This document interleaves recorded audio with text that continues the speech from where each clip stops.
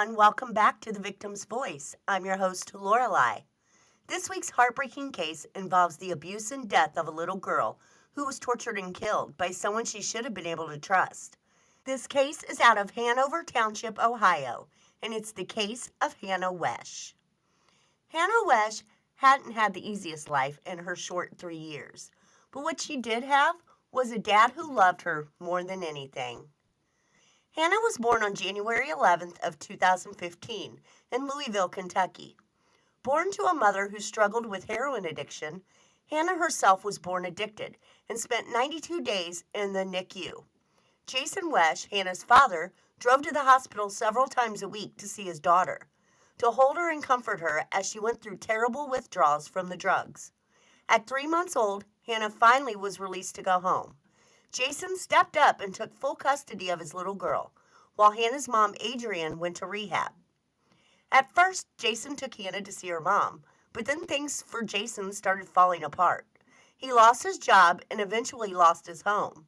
So for nearly 2 years, he and Hannah were homeless. Jason did everything he could to still make sure his daughter had what she needed. He even slept in his car outside his brother's house, while Hannah slept inside comfortably in a bed. Then Jason's luck started to change. One of his buddies introduced him to a guy named TJ Smith. TJ's dad owned a construction business and they needed a mechanic right away. So Jason, who had experience as a mechanic in the past, was offered the job. The job required Jason to work 12-hour days, and it was hard to find someone to watch Hannah for those long hours. One day he was talking about his babysitter struggles with TJ. That's when TJ mentioned his longtime girlfriend, Lindsay Parton. She was a stay-at-home mom for their 2 girls, and she also watched a friend's daughter. He was sure she wouldn't mind adding one more child to the mix. So Lindsay agreed to watch Hannah on a temporary basis for Jason until he figured out something permanent, and she only charged Jason $30 a day. Lindsay was great with Hannah and the other kids. She would take them to the park, the zoo, and since she had Hannah until sometimes 6 or 7 in the evening, she would take her to dance practice. She worked with her, helping her to learn her ABCs, numbers, and shapes. She would bathe, wash her clothes, and feed her dinner so that Jason didn't have to when he got home late in the evening. All in all, Lindsay was like a mother to little Hannah, and Jason went to work feeling at ease that his little girl was taken care of. Then Jason hit another stroke of luck. A house next to TJ and Lindsay's came on the market, and it was the perfect house for Jason and Hannah. So Jason put in an offer, and he got it. He and Hannah finally had their home, and he had a decent job. Lindsay had also decided to watch Hannah permanently, so she had someone to take care of her that Jason could trust and that was close by. Things were looking up, at least for a while, but soon everything would come crashing down in a matter of 1 minute and 27 seconds. Hannah was a normal 3-year-old and would get bumps and bruises from playing. But at the beginning of March of 2018, Jason noticed that Hannah was having a lot of quote-unquote accidents at Lindsay's, causing bruising in some strange places. On March 6th, Hannah had fallen on some gravel. On March 7th, she had been standing on a ride-on toy train and fell and hit the garage floor. During that week, Jason noticed bruising on Hannah's chest, face, chin, and under her eyes. He decided that he needed to talk to Lindsay about what was going on at her house. Jason, who had never seen Lindsay be mean or even yell at any of the kids, never imagined that anything nefarious was going on. From what he observed, Lindsay was a good mom, and she was always loving to Hannah. So he believed her when she said that Hannah was just a rambunctious and wild toddler when the other kids were around, who loved to climb on stuff and be mischievous. On March 8th, the day started like any other. Jason and Hannah woke up early to get ready for the day. Hannah ate a bowl of cereal, brushed her teeth, and then got dressed.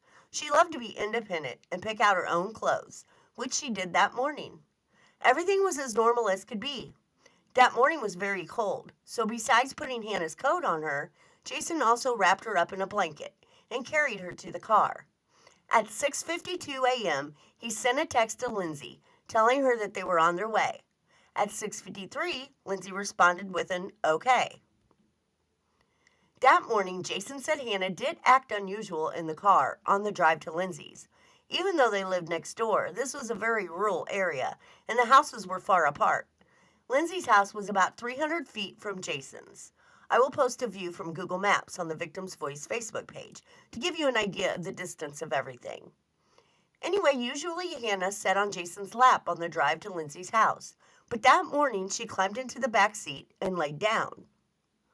When they got to Lindsay's, Jason picked Hannah up, blanket and all, and carried her into the garage where Lindsay was waiting. Her garage was heated and had been turned into a playroom for the kids. It also had a couch with a TV for the kids to sit down and watch their cartoons in the mornings. That morning, Hannah was clingy. She didn't want her daddy to leave her. She kept asking for more hugs and double kisses. After going back over and over, Jason finally had to walk away from his little girl and go to work. Jason's work truck was parked at a pole barn at the end of Shank Road that was owned by his employer. When he got there, he got out of his personal vehicle and turned on his work truck to warm it up. He then went back to get his phone and personal stuff from his vehicle. That's when he noticed he had missed a call from Lindsay. Her call had come in at 7 a.m., and Jason called her back less than a minute later. Lindsay proceeded to tell Jason that there was something wrong with Hannah. Jason didn't ask her anything else at that point. He jumped in his car and flew back to his baby girl. When Jason got to the house, he ran inside to find Hannah laying on the floor, gasping for air, her eyes open but not focusing on anything. Lindsay told Jason that she didn't know what had happened. She said she was taking off Hannah's coat and she suddenly passed out. At 7:02 a.m., Lindsay called 911 and she sounded panicked when she told them that Hannah had collapsed and was not breathing right. You could hear Jason in the background comforting Hannah. He wasn't sure what was going on with her. He thought maybe she was having a seizure. The last thing that ever crossed his mind was that someone was intentionally hurting his daughter. In the call, you could hear little Hannah gasping for air. It's heartbreaking. Then you hear Lindsay talking to Hannah, telling her that she loves her and calling her Buttercup. Lindsay also made sure to tell the dispatcher that on the day before, Hannah had been standing on that ride-on toy train and fell off, causing her to hit her head on the concrete floor, but had been normal afterwards and also that morning. EMTs arrived at 4050 Shank Road within 13 minutes of getting the call. They went over to the couch where Jason had placed Hannah and accessed the situation. Just by looking at her, they noticed that her breathing was very shallow and her eyes were moving without purpose. She also had bruising on her chest and her eyes were sunk in. They got her ready for transport so they could take her to Fort Hamilton Hospital. Lindsay made sure to tell the EMTs about the accident with the train the day before. When Deputy Damon Meyer got there, she told him the same story. She said when Hannah came in that she was fine. She had even asked to sit on the couch in the garage and eat a donut. While Lindsay was trying to help Hannah get her coat off, that's when she passed out. She fell face down on the carpet between the garage and the kitchen. Something was not adding up, and Deputy Meyer had a feeling that there was more to the story, so he cleared the house and called detectives. Meanwhile, Hannah had been rushed to the hospital and was being seen by an ER doctor named Dr. Newchang. At this point, she was unresponsive and unable to breathe on her own, so she was intubated and put on a ventilator. Her whole body was covered in bruises. Her pupils were not reacting, she was toxic, and there was blood behind her eyes. They ordered a CT scan of her head, neck, and face and transported her by air to Cincinnati Children's Hospital. There she was under the care of Marguerite Curie, the staff neuroradiologist. Dr. Curie looked over the CT scan and noted that Hannah had a subdural hemorrhage, causing the midline of her brain to shift to the left side of her skull, which would cause brain injuries and abnormalities. She noted that this was not consistent with everyday accidents, but was consistent with abusive head trauma. What happened to little Hannah, and who did this to her? Dr. Curie stated that it specifically looked like, in Hannah's case, that she had been shaken. She also said that children with these injuries wouldn't be able to walk or talk on their own, and these symptoms would have started within seconds of this happening. but Lindsay said she was fine and was walking and talking when she got there. It was said that because of the severity of Hannah's injuries, they could have only happened one of two ways, either by a car crash or by abuse. Dr. Yang, an ophthalmologist at Children's Hospital, examined Hannah's eyes. He said that there was extensive hemorrhaging throughout all 3 layers of her eye, and that this was most likely the result of abusive head trauma. A neurosurgeon was brought in for emergency surgery to drain the hemorrhage. This required them to remove a section of Hannah's skull. However, her brain was so inflamed that it started to swell through the area that was removed. Hannah was then placed in the care of Dr. Chima, but she never regained consciousness. Her condition continued to deteriorate, and the doctors feared she was progressing towards being brain dead. On March 18, 2018, 10 days after this nightmare began, little Hannah Weshe, who loved spending time with her older sisters, who loved playing video games with her dad, who loved hot dogs, Minnie Mouse, and peekaboo, was taken off of life support and pronounced dead. Forensic pathologist Dorothy Dean performed the autopsy on Hannah, and what she found was sickening. Hannah's body and head was full of bruising. It was on her back, right side of her head, sides of her body, and in the deep muscle tissue of her neck.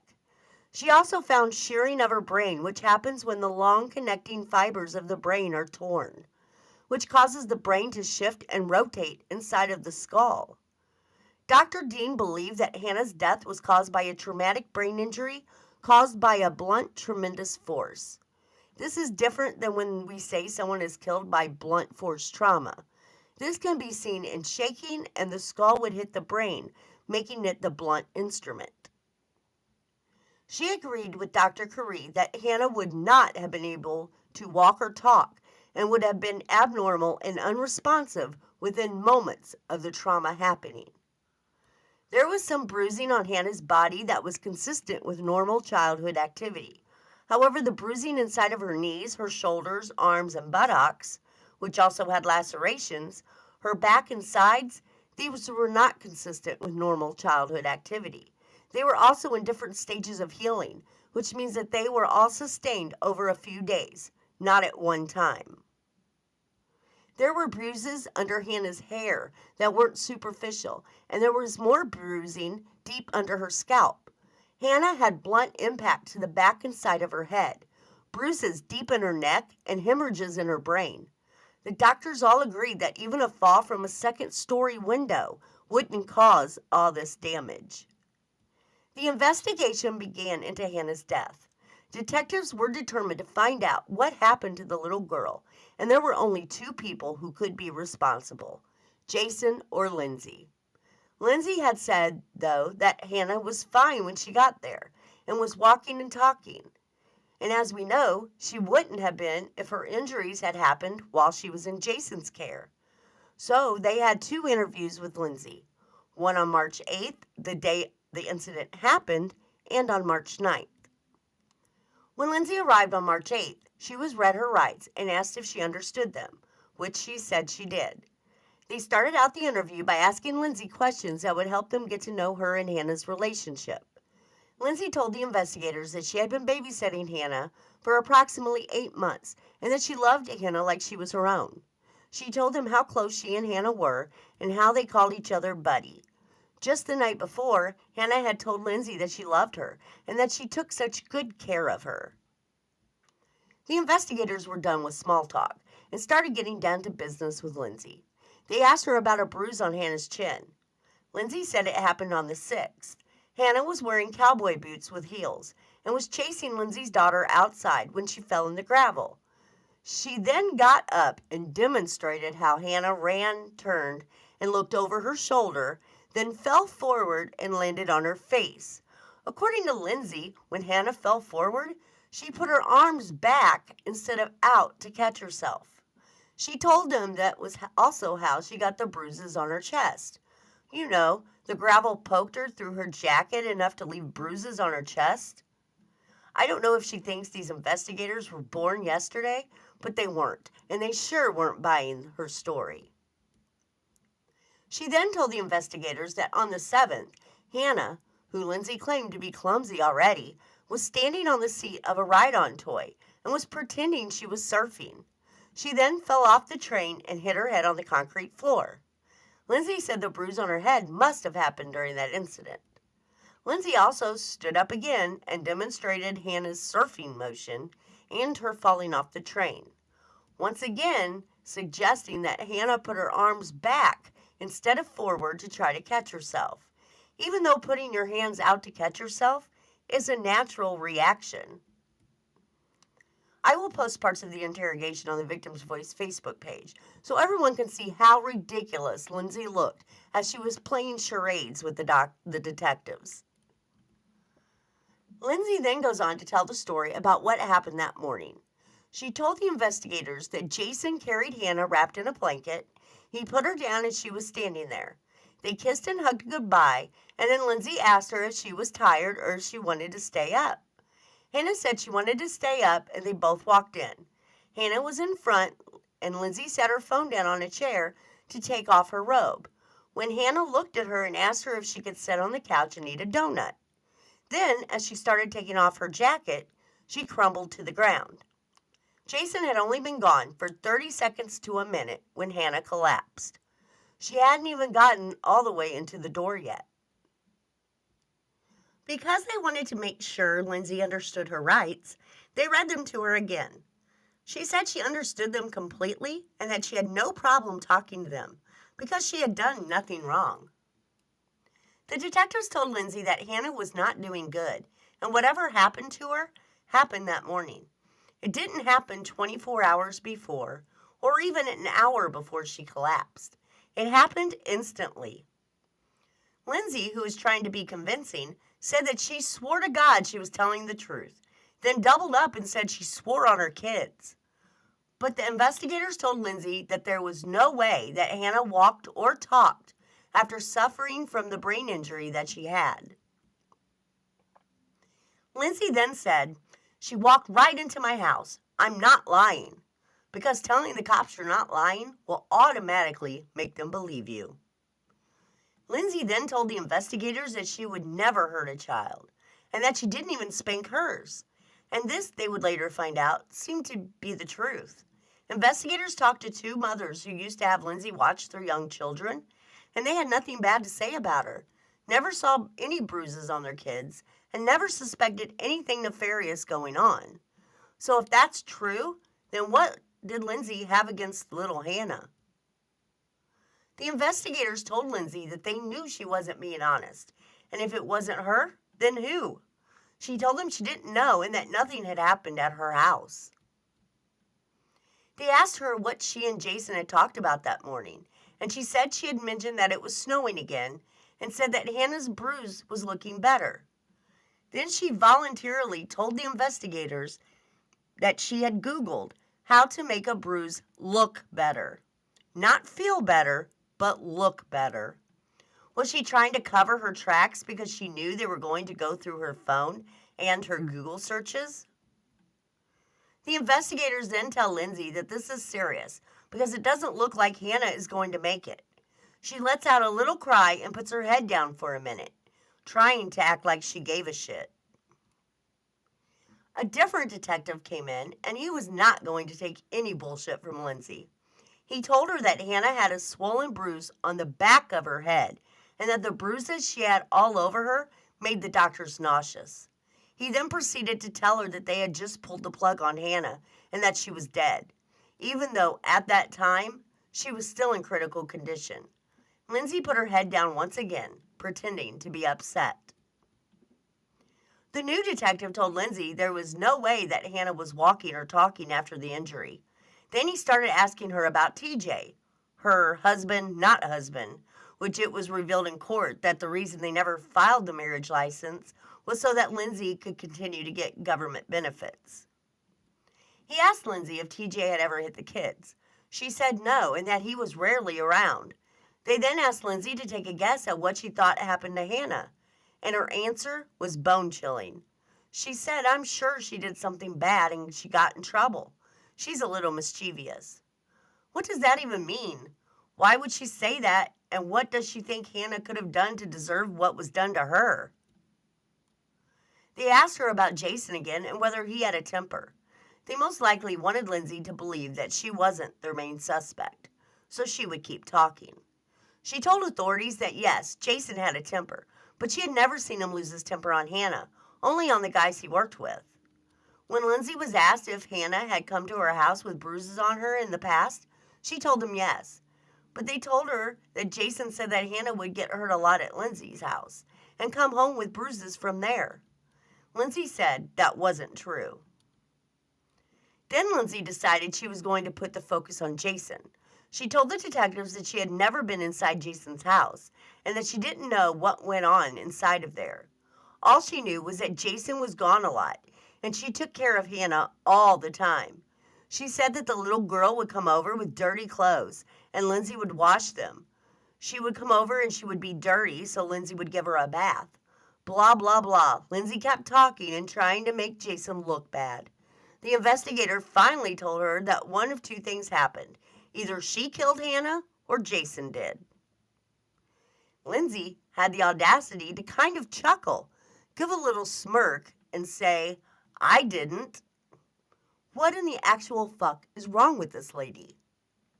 They then asked Lindsay if she would take a polygraph, and her reaction to this question was another strange one, to say the least. She said, "Why would you want me to do that? That's weird." What does she mean? Why do they want her to do that? They want to know if you're lying. That's why it's sometimes called a lie detector test. First, she told him no because she was nervous, to which the investigator told her it takes all of that into consideration. Then he asked her if she would pass or fail, and at first, Lindsay said, "I don't know," but then changed her answer and said she would pass because she was telling the truth, but told the investigators she didn't want to do it without a lawyer because he had made her nervous, and that she had never been in this situation before, and she didn't know what to do. The investigator didn't push her about the polygraph anymore. She had mentioned a lawyer, and they didn't want to take the chance that she would ask for one, and then they wouldn't be able to talk to her anymore. Lindsay then gave the investigators permission to dump her phone so they could put together the quote-unquote timeline, and then she said she wanted to go. With nothing concrete to charge her with, they had no option but to let her leave. She couldn't go right away, though, because TJ was being questioned in another room. He didn't really have any useful information to give since he wasn't home at the time of the incident with Hannah. They did ask him about Hannah's demeanor, and what he had to say was quite different than what they had heard from Lindsay. Lindsay had said multiple times that Hannah was mischievous and rambunctious, even insinuating it's because she lived with her dad. TJ, however, said that Hannah was very quiet and very introverted. She often didn't play with the other kids and would go sit by herself in a corner. TJ said that they used to think that there was something wrong with her by the way she acted. When he was asked if Lindsay had been stressed out lately, he informed them that she had just had a miscarriage a couple of weeks before. So yes, she was under some stress. After the interview ended, TJ asked Lindsay if she wanted to go to the hospital to see Hannah.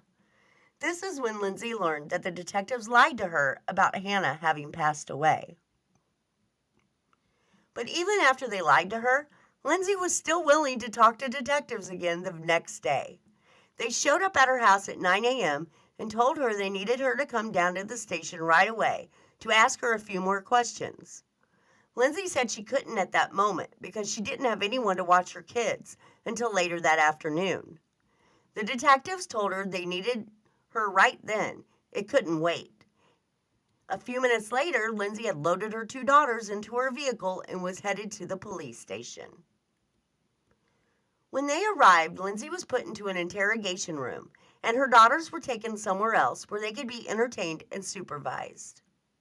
In order to clear Lindsay from any involvement in Hannah's injuries, they needed an explanation for every bruise she had at the time that she was admitted into the hospital. During this interview, Lindsay's story would change many times. The first change in Lindsay's story happened when they asked her about the bruise on Hannah's head. to which Lindsay said it happened when she fell off the toy train that she was supposedly standing on and surfing. Lindsay is adamant that she fell on her right side and hit the right side of her head when falling off the train, while she hit the right side of her head downward onto her hand, making herself look like an idiot, like she was trying to show how Hannah hit her head. So the detectives tell her that, if that's the case, then there is no way this was where the bruise came from, because the bruise they were talking about was on the left side of her head. All of a sudden, Lindsay remembers that it was actually the left side of her head that Hannah had hit, and that she was quote-unquote just bad with her left and right and with mirroring. The next thing they talk about are the bruises on Hannah's chin. The investigator said there was no way it happened from falling on the gravel because the bruising wasn't on the point of her chin, and that the sharp points of the body is where you would see bruising when it happens from falling or normal kid accidents. Hannah's bruising was underneath her chin, which couldn't have happened from falling because the body naturally protects the neck area. Then they talked to her about the chest bruising that supposedly also came from falling in the gravel. They informed Lindsay that all the bruises on her chest were in different stages of healing, so there was no way they all happened at once. They then told Lindsay once again that Hannah's brain injury was instant, that it happened right before she collapsed, so it had to happen at her house. Here is where we come to the second change in Lindsay's story. She saw she was getting nowhere by denying everything and saying that she knew nothing. So, Lindsay sighed like a little kid who had been caught doing something wrong and was finally going to admit to what she did. She said that Hannah had been walking in the door and slipped on her blanket. She then fell and hit her head on the concrete step and on the metal part. But then she goes on to say that Hannah did stand up after that, said couch and donut, and then she collapsed. The investigators weren't going to entertain this bullshit story for even a minute, and they told Lindsay that that was not what happened, that there was no way that Hannah walked or talked after the injury. She would have been out, and that she didn't hit her head by falling 12 inches and having that kind of injury. So we come to the third change in the story. Lindsay was going to keep throwing shit at the wall until something stuck. This time, Lindsay said Hannah actually had asked to sit on the couch and eat a donut as Jason was walking away before the incident. Then Lindsay was holding Hannah as they walked in the door, and Lindsay slipped on the blanket, causing her to drop Hannah and then fall herself. Hannah smacked her head on the step. They then go back to the bruises under Hannah's chin. The detectives told Lindsay that they knew the bruises didn't happen from the gravel because they are all in different stages of healing, but they all look identical in size and shape. Lindsay had the audacity to say, "Why do you think I know?" And the detective said, "Because you just lied to us." They tell Lindsay that when Jason asked Hannah how she had gotten the bruises, that she had said, "Babysitter." They then asked Lindsay about a specific bruise on Hannah's head, and this is when Lindsay's story changed again for the fourth time. And what she said was horrific. She blurted out, "I slapped her upside the head." The investigators asked her with what, and she said her hand. When they asked her why she would do that, she said it was because Hannah had taken a bottle of ketchup and had squirted all of it in the toilet. Lindsay actually had the audacity to say that she didn't think it would hurt her. This opened the floodgates, and Lindsay started admitting to more of Hannah's bruising. They asked Lindsay about the chin bruises, and once again she said she smacked Hannah on the chin for pouring the ketchup in the toilet. The detectives told her that there was no way she would have a deep bone contusion from an open hand smack, which brings us to the story change number 5. Lindsay then admitted that she hit Hannah in the chin with an uppercut, martial arts style closed fist. So because this baby allegedly poured ketchup in the toilet, which I don't believe for a second because it seems that Lindsay is trying to validate her abuse against Hannah by saying she's mischievous and rambunctious, to which her own husband has said that wasn't true, that she would cower down in the corner away from people when she was at their house, to the point that TJ thought there was something wrong with her.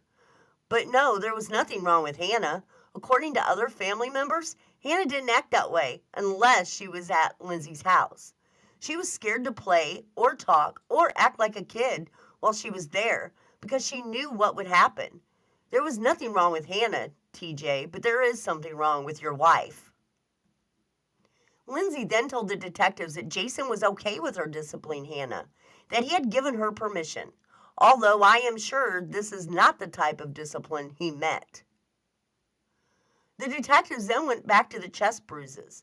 Lindsay had started confessing to the others, so they were going to keep going, but Lindsay was adamant that she had nothing to do with those bruises. She swore she never touched Hannah's chest, though she did admit she was mad the day before. They then started talking about her personal life. Lindsay seems like the kind of person who wants everyone to think she's perfect in every way. The perfect mother, the perfect wife, almost wife, the perfect caregiver for the kids she watched. She wanted everyone to think her life was perfect, but it was far from perfect. Lindsay had the miscarriage a couple of weeks before this happened to Hannah, and according to text messages found in her phone, she didn't think TJ was being very supportive. In fact, her and TJ had been fighting a lot the past few days by text messaging because after work, instead of coming home and spending time with her, TJ would go out drinking with his friends. And just 2 nights before the incident, he had brought some friends home from work and they were having some drinks in the garage. This caused Lindsay to lose her shit. She had lost her baby, her husband didn't pay attention to her and was unsympathetic, which caused her relationship to fall apart. The only thing she had control over was the kids, so she took her frustrations out on a 3-year-old little girl who was defenseless. This woman is the scum of the earth. Lindsay then admitted that she might have gone too far with Hannah. She said she didn't know why she had slapped or hit Hannah. She was just mad. And here is where we come to the 6th change in her story. Lindsay admitted that it was her that put those bruises on Hannah's chest because she was aggravated. Like that's an excuse. She then also admitted to putting the bruises on Hannah's sides and middle section. She said Hannah was crying that morning because she didn't want her dad to leave, which is understandable. She didn't want to be left with this monster because she knew what was going to happen. So annoyed with Hannah's crying for her father, Lindsay picked up the little girl and squeezed her so hard around her middle section that it caused bruising. They go back to the brain injury, but Lindsay isn't going to admit to that one. She may have put all the other bruises on Hannah and lied about it, but this was an accident. She swears it was. She even showed them a little bruise on her palm that she got during the fall. She got a bruised palm, but Hannah got brain damage. How does that happen, and who cares about her bruised palm? But Lindsay wasn't done confessing yet. She said that after Hannah fell and hit her head, that she shook her to try to get her to come to. But there's more. In the 7th change to her story, and probably the most truthful yet, Lindsay admitted to shaking Hannah before she had the fall because she was upset that Jason was leaving and had been whining about it lately, which of course annoyed Lindsay. After the shaking is when she squeezed her. Lindsay admitted she was angry and that she shook Hannah until she stopped whining. That's when they fell. She took her in the house and shook her again. Hannah never regained consciousness after being shook. The detectives got a full confession from this monster, Lindsay Parton. Lindsay admitted she had been frustrated, lonely, and sad. When they asked Lindsay why Hannah, her only answer was because she was mischievous. To show how much Lindsay cares what people think and her appearance, after she was arrested and was getting ready to be taken to jail, she asked the officers if there were a bunch of people out there and if she was going to be embarrassed. Really? That's what she is worried about? You should be embarrassed. You beat a little 3-year-old girl to death. I bet you don't smack or give anyone in jail an uppercut because you know you'll get your ass beat.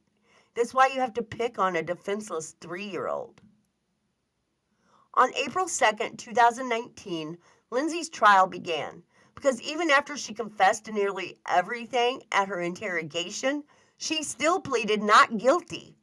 We will talk about why she did this and her new ever-changing story.